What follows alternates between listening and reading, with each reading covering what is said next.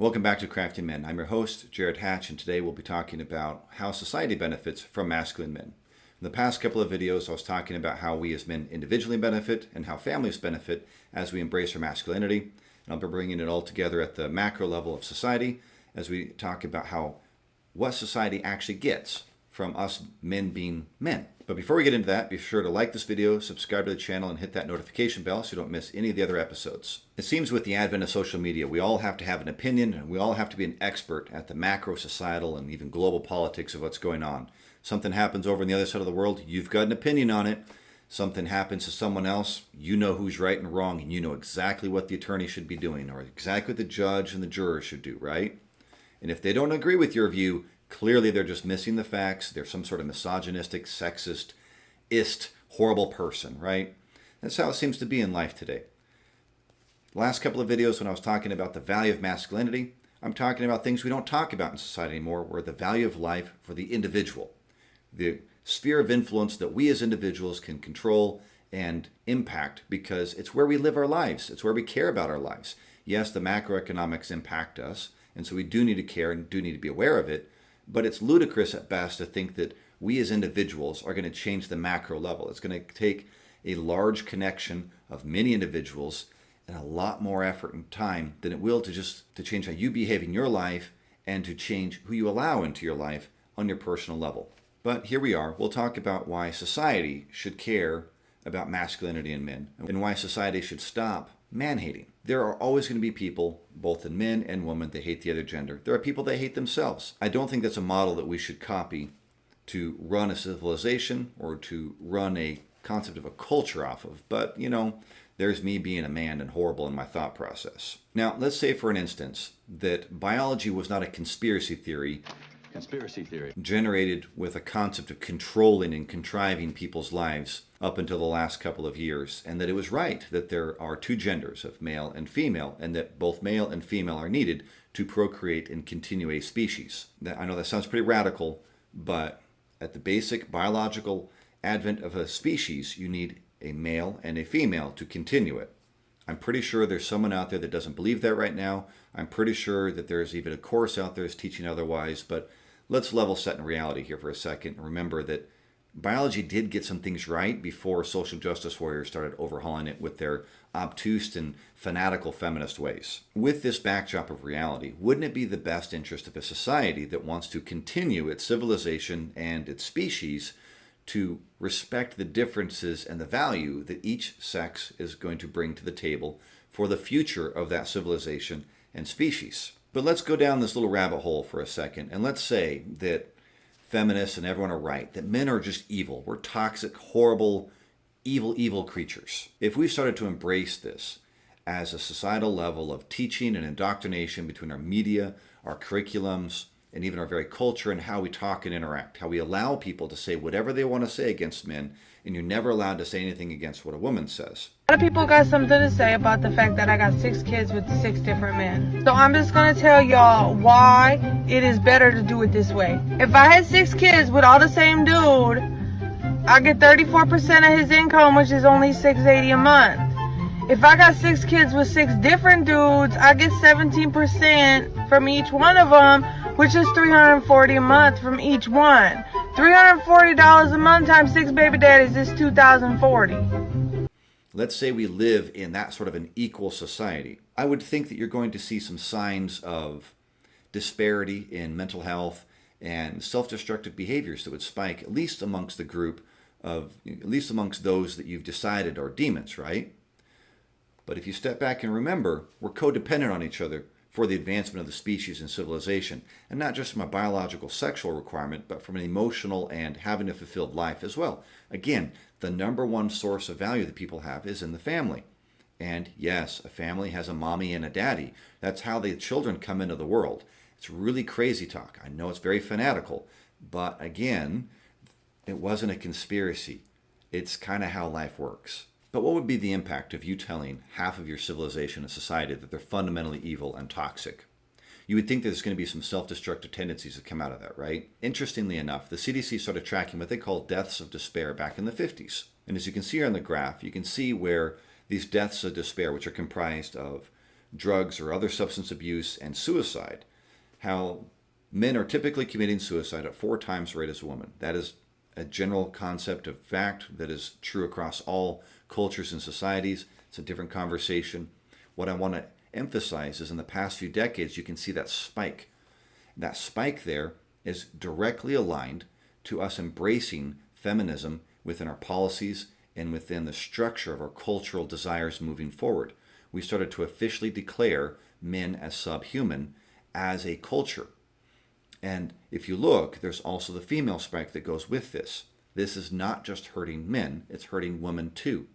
The fact is that we need men and women as a society, but for some strange reason, we've decided to blacklist half of the human species just because a few man-hating shrews don't like them.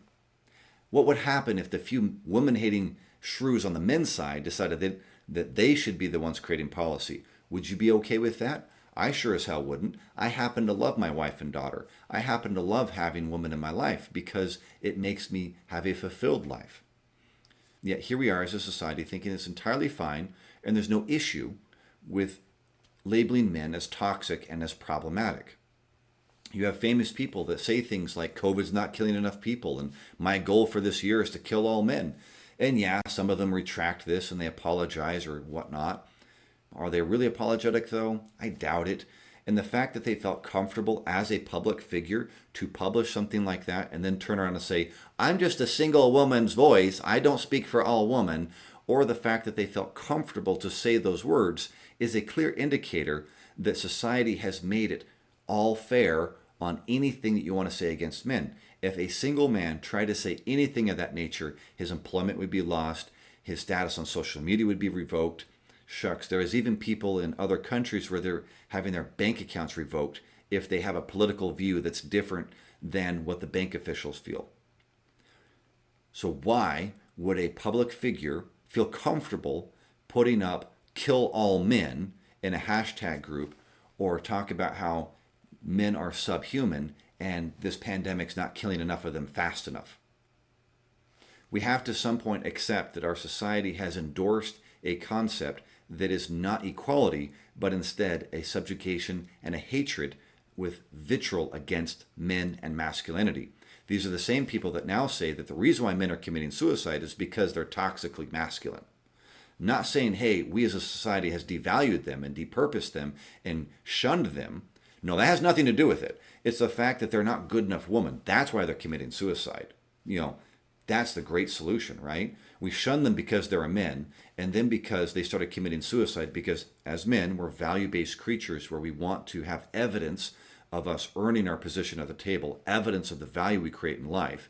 And if we're shunned from the ability to produce value, that prevents us from ever feeling fulfilled.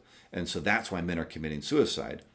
But then their solution is, we'll just make them better women. Then they won't kill themselves. It's the same message all along. They want to destroy masculinity. Full stop. It's not about masculinity being healthy or unhealthy. It's that there are man-hating shrews. They hate the concept of someone being not a woman. And until we embrace that, until we understand that, the 60% of Americans that identify themselves as feminists are just a part of the problem. Full stop. Now let's say you're one of the shrews that is entirely comfortable with blacklisting all concepts of masculinity. Fair enough. Everyone's rated their opinion in this life, no matter how stupid and obtuse it is. So there's some basic fundamentals in life. For instance, plumbing. I don't know about you, but I really like having plumbing in my life. The sanitation efforts of it, having clean water in my home, having consistent source of water. Now, how many women are in that workforce? Yeah, look at this. Very small percentage. I've never heard a campaign of feminists for more plumbers, though. Have you? You haven't. And the reason why is because plumbers aren't important enough. Remember, feminism is rooted in a few fundamental flawed points. The first and foremost of which is that wife and mother is a less than title that is insignificant and subordinate to job titles. Second of all, the job titles that are sufficient for their worth are those of CEO and chairman of the board. They don't want more women in dangerous workplaces, such as electricians. Look at this, about the same amount of percentages. Again, I don't know about you, but I like having electricity in my life. I like not having to light a fire to be able to see something because, burning down my house just because I wanted to read a book at night, seems like a way to ruin my night. Little basic things of safety, of fewer open fires in the house, make life safer and more enjoyable, because electricity, I don't know if you know this or not, but electricity is what your phone works on and what your Tesla works on and all your electric vehicles. All these wonderful things that are going to save the planet because they're suddenly different by mining more toxic raw earth minerals to make batteries is safer than mining oil out of the earth. But anyway, all of this aside, we're going to ignore all the logical fallacies that are embedded within that, and we're going to look at the fact that almost no women are in the field of electricians. What about construction? We like our open border policies here in America. We like having the concept of a nice home for everyone. We like being able to maintain our homes, right? If you look at the forecast of infrastructure, we are categorically behind on housing in most major cities. Having said that, there are very few women in construction. If you look here, slightly higher percentage of women in construction than the others, but still not very many. And if you look at the disturbing average age across all of these, late 30s, early 40s, we have a problem within our society because these are masculine manual labor jobs that women don't want. And I'm okay with women not wanting. I'm irritated that feminists say they want equality in the workplace, but then they don't push for equality in all workplaces. I'm irritated at the hypocrisy behind it. I'm also irritated by the fact that you have jobs that are hard to do, that are needed for everyone. Your fancy CEO cares a lot about the plumber and electrician that are keeping things going, because that fancy CEO won't have that great of a life if you have to start using a chamber pot and use candles to hold your board meetings. But yet the workers that do that are the same people that are spit and spat on and stepped on by feminists because they're men and they're masculine and that somehow or another subhuman. And then if you look at some other stats here, we have over 7 million men that have left the workforce that are of the working age. I don't know what they're doing. I don't know how they're making money. I have no idea how they have any concept of quality of life. But that's not good for us as a society. I saw a stat the other day where only about 30% of those that are the recruit age for the military could join the military without some form of a waiver. We are having a categorical problem by not embracing the competitive nature of masculinity. We're attacking every area where men feel comfortable to be men, and then we're destroying our society as a result of this. There is no winner in the situation. If you destroy half of the human species, men, you've destroyed the human species. And so we need to stop this. We need to understand that as a society, men are of worth and they're of value, but only when they're masculine. Check this out. Okay. This is from the New York Times. This is from about a year and a half ago. Yeah. As a woman was raped, train riders failed to intervene, police say. And this was just the first story I was able to pull up. There were a handful of stories. One, a woman was on a train and some guy started getting in her face, schmoozing on her and being really aggressive, and no man would intervene. And then she was really angry and she was like, why wouldn't any man stand up for me? Well, there's a lot of reasons why they won't do it. Another story I read, there was a journalist who was in a store, saw a child crying with no parent, seemingly lost. Yeah. And she said, I saw a man walk towards this kid, looking at the kid, concerned, then stopped, looked around, turned around, and walked away. They ran up to the child, like this person, and got a security guard to help the person. And then the reporter said, she then ran to the man and asked him why he turned around and didn't help the kid. And the man said, because I would be accused of having kidnapped that kid and I don't want to be involved. This is another disturbing trend here. And everyone will look at the men and want to shame them. I don't personally endorse the behaviors, but we have to understand that society has trained this in. Everyone likes to talk about how society can train men. Well, you can. This is evidence right here. Men naturally want to help. But here you have an evidence where a lost child or a woman being raped were both being abandoned by men that could have helped.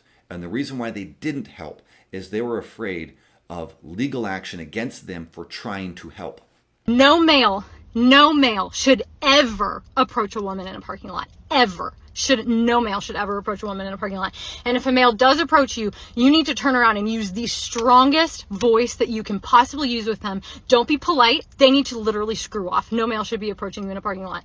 This is the problem. Men naturally want to help. We are natural protectors. We want to protect. But if you tell us that you will be imprisoned you will be punished. Your life, your livelihood, your reputation, and your family will be put at risk for helping people. Then there will be many men who will be like the men on that train or that man in the store that chose to ignore and allow an innocent person who is incapable of physical defense to be supported by men who were physically able to have helped. This is the price of feminism and hating men and masculinity. If you want a society of cowards, a society of people that are incapable of defense, incapable of holding themselves accountable and others accountable, then we need to continue this course. I appreciate you spending the time with me today. Embracing masculinity for yourself as a man or for the men in your lives is an important part of retaking our culture. Be sure to like the video, subscribe to the channel so you can keep supporting the effort.